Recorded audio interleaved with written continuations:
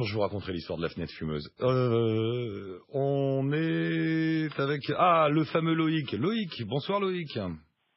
Oui, bonsoir Eric. Loïc Bourdon, un ami de Jérémy Eloi qui était avec nous l'autre jour, qui nous parlait du kitesurf et du surf aussi dans le monde. Ouais, j'ai pas pu trop suivre tout le temps l'émission parce qu'on n'a pas des liaisons internet tout le temps, donc pas forcément évident. Puis les horaires coïncident pas toujours, mais j'essaie d'écouter de temps en temps. Là, tu vois, je voulais écouter l'émission aujourd'hui, puis malheureusement depuis une heure, je pouvais plus parce qu'on n'avait plus de liaison internet. Mais bon. T'es donc à Lima, au Pérou? Ouais, pour l'instant, ouais, à Lima. Et en fait, l'idée de ma petite aventure, c'est que j'avais un peu envie de changer de vie, de faire autre chose. Ah bon? Et donc, j'avais envie de retourner voyager, parce que bon, j'avais eu l'occasion de voyager un petit peu il y a quelques années quand j'étais dans la marine. J'avais envie de retourner voyager, et puis je m'intéressais beaucoup aux planches de surf. Et du coup, je me suis dit, il y a peut-être moyen de faire un truc avec tout ça. Donc, j'ai contacté plein de shapers autour du monde, et il y en a 13 qui ont accepté de m'accueillir pour m'apprendre les techniques de fabrication des planches. Le shaper, voilà. Alors pour les païens du surf comme moi, le shaper, c'est quoi? Alors le shaper, c'est l'artisan qui fabrique les planches, hein, tout simplement. Ah d'accord, ok. Voilà, et donc il y en a 13 qui ont accepté de m'accueillir dans leurs ateliers autour du monde, donc me voilà parti pour un an pour apprendre toutes ces techniques-là, sur le principe d'une balade autour du monde, avec un mois dans chaque étape, quoi. Non, génial. Et tu dis que tu avais envie de changer de vie, tu faisais quoi avant? Avant, j'étais sapeur-pompier professionnel. Ah oui, rien à voir. Et toi? Donc non, vraiment rien à voir. Et puis voilà, pour plein de raisons, j'ai envie de changer un peu, de bouger un peu. Donc voilà, j'ai monté ce petit projet. Et tu faisais du surf, même si t'étais... Oui, bien sûr, je surfais déjà. J'habitais un peu loin de la mer à mon goût. Enfin, il y avait pas mal de choses. Donc voilà, puis j'avais envie de recommencer à voyager un petit peu. Donc ça fait un bon voyage. Ouais. Bah, t'as bien raison, c'est génial. Et tu vas en faire tu vas en faire un métier de cette histoire de fabrication de planches? Ouais, c'est ça? j'aimerais bien à l'issue avoir mon petit atelier dans un coin et puis une idée sur un surf camp, une petite auberge pour surfeurs à côté. Et puis il y a un projet de livre à la fin.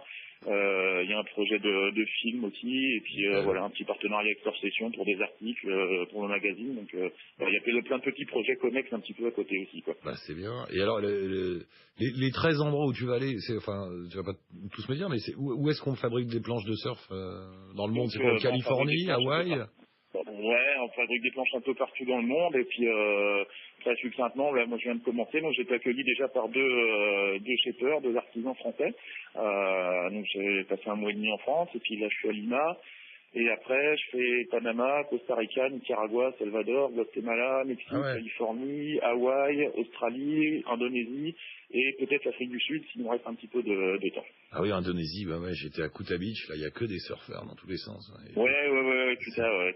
Mais c'est incroyable, il y a une vague qui arrive, on dirait que c'est une machine. À Kuta. Non, je te jure, quel soit le jour, le temps, elle est là, toutes les 5 minutes, je sais plus. Pouf, la vague arrive, là, c'est du bonheur quand t'as 4 mètres dessus. Bon, quand tu connais rien comme moi, tu fais que tourner dedans, mais il y en a, ils surfent dessus. Mais à Lima, ça reste un peu une énigme, je rigole avec ça depuis le début de l'émission, mais qu'est-ce qu'un surfeur fait à Lima? C'est en haut, dans la montagne, Lima? Non, en fait sur la côte, ça reste quand même la côte Pacifique, donc le Pérou, il y a une vraie culture surf au Pérou, parce que traditionnellement les pêcheurs péruviens utilisaient des espèces de petites embarcations de roseaux qu'on appelle les caballeros de Totora, et donc se servaient des vagues pour revenir vers la plage quand ils avaient été relevés leur filet. Donc il y a une culture du surf et de l'utilisation des vagues comme moyen de déplacement entre guillemets qui est vachement présente au Pérou. Et donc il y a beaucoup de vagues, il y a de très bonnes vagues au Pérou, donc c'est une destination qui vaut le détour. Bon, c'est l'hiver en ce moment, c'est un peu gris, mais bon, je récupérerai du soleil à Panama sûrement en arrivant. Donc. Non, mais tu vois, grâce à toi, on va se coucher moins bête ce soir. Je savais pas qu'on faisait... Non, mais c'est une histoire de surf au Pérou. Alors, non, parce qu'on a un inconscient collectif stupide. Pour nous, les Péruviens, c'est des gens qui marchent avec une flûte dans la montagne, avec Simon Garfunkel. Il y a une part de ça dans les montagnes, mais effectivement, il y a toute la bande côtière où c'est quand même bercé par les houles du Pacifique, et donc le surf est bien présent. Et le surf est présent dans l'inconscient collectif, comme tu dis. Il y a beaucoup de gens qui pensent, on parle de surf, tout de suite on pense à Hawaï, on pense à la Californie, ce qui est tout à fait vrai. Mais il y a des vagues qui valent le détour un peu partout dans le monde. Hein. Il y en a en Islande, il y en a bon voilà, c'est un petit peu l'eau est plus froide, mais non, il y en a un peu partout dans le monde. Il suffit d'être au bon endroit au bon moment. Ah bah c'est bien. Et t'es un peu dans le trip de la recherche du meilleur spot ou pas?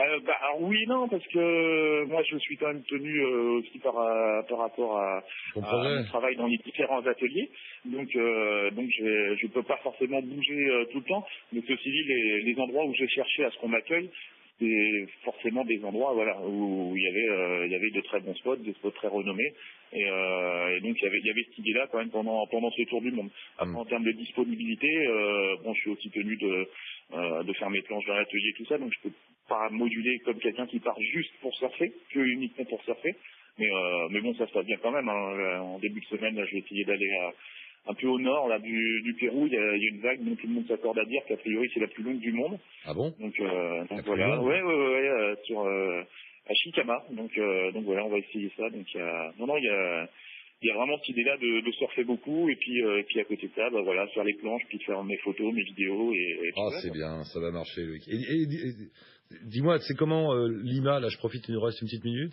C'est beau, c'est une belle ville. Alors Lima, en fait Lima, ça dépend vachement des districts. Hein. J'ai pas eu le temps de tout voir. C'est une ville immense.